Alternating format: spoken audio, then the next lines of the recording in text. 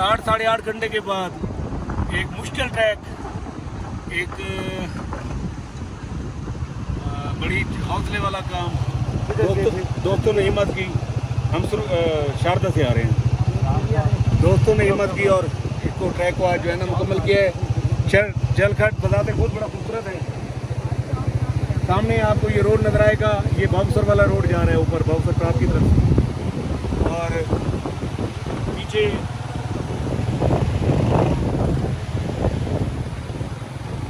और ये पानी का बड़ा खूबसूरत चश्मा।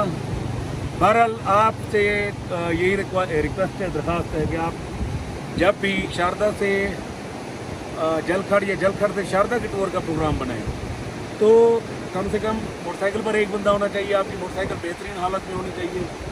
और अगर आप कच्चे पक्के ट्रैक पे ट्रैवल करने के आदी हैं और 7, 8, 5 घंटे आप ड्राइविंग कर सकते हैं तो इस ट्रैक पे जो है ना कोशिश कीजिएगा।